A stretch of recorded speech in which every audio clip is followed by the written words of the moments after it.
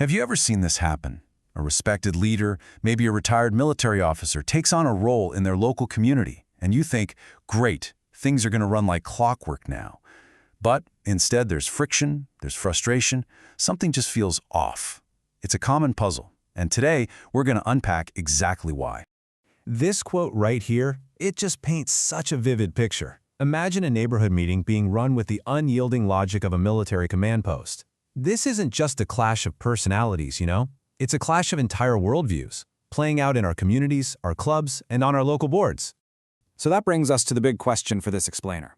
Why is it so hard for some people to make that switch from a world of command to a community of equals? Now, this isn't about pointing fingers or questioning anyone's service. Not at all. It's about trying to understand a deep, institutional muscle memory that can be incredibly hard to just switch off. All right, so to really get to the bottom of this, we've got to give the problem a name. And the source material has the perfect label for it: the authority hangover. Now, this is absolutely crucial to understand. The whole concept of an authority hangover takes malice right out of the equation. This isn't about someone on a conscious power trip. It's an institutional reflex. It's what happens when you've spent decades in a system where you made decisions, you weren't challenged, and dissent was, by definition, a form of indiscipline. It's a habit that gets carried over into a world with totally different rules. And this slide just lays it all out, doesn't it? It shows the core conflict. In service, you operate as a command subject. Your individual rights are, by necessity, limited for the sake of the mission. But in civilian life, we are all rights-bearing citizens. Constitutional equality is the absolute foundation. The entire problem really boils down to the struggle to make that mental leap from the left column to the right.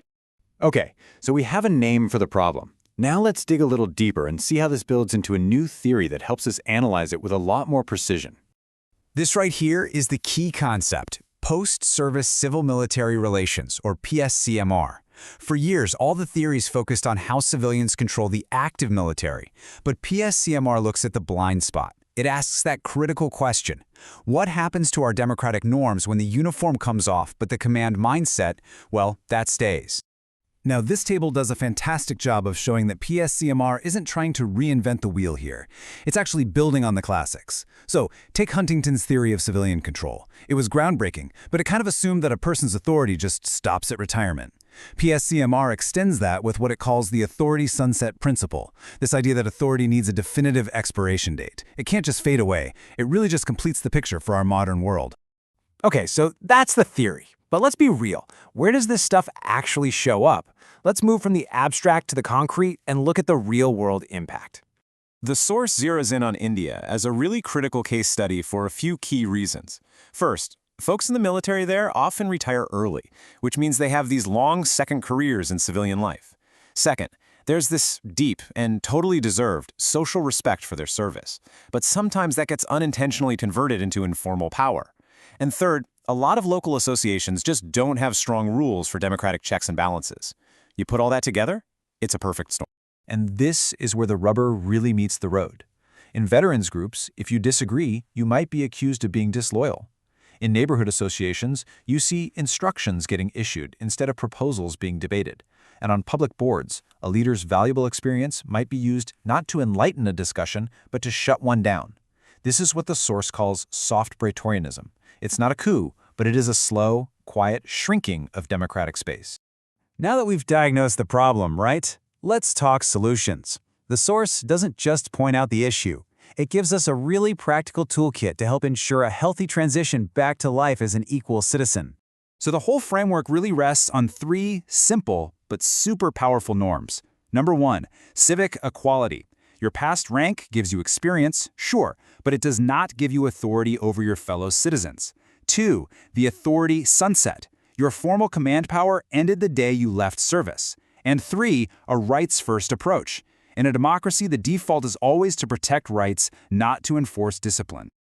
So how do you put this into practice? Well, the source offers a few mental checks. Think of them as a self-audit. First up is the reversal test. You ask yourself, if this exact same challenge came from someone without a powerful background, would I see it as a valid point, or would my gut reaction be to label it as defiance? That honest answer tells you a whole lot. Next up, we have the legal substitution test. Just mentally strip away your former rank and title. Does your argument still hold up based only on the facts, the laws, and the rules of the situation? If the answer's no, you might be subconsciously leaning on the memory of your past authority to win the day. And the last one is the consent test. This one's huge. Are the people around you agreeing because you've genuinely persuaded them, or are they just complying because of your background and the expectation of obedience that comes with it? That is the critical difference between earning legitimacy and just assuming you have it. You know, here's a really simple, practical tool for making this transition. Just watch your language. As you can see here, the words we choose create the world we live in. Swapping command language like orders for civic language like proposals isn't just about semantics. It fundamentally changes the power dynamic. It invites people to collaborate instead of demanding they comply.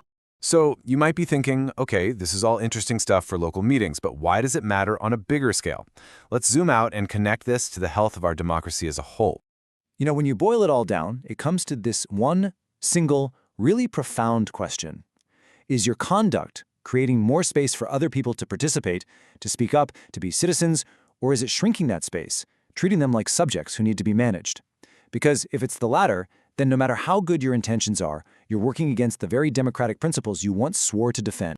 And I want to leave you with this really powerful thought from the source material.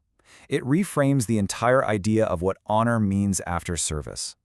The ultimate demonstration of leadership isn't holding on to command. It's fully embracing the role of an equal citizen, visibly and willingly living by the same rules as everyone else. That is the final and maybe the most important act of service.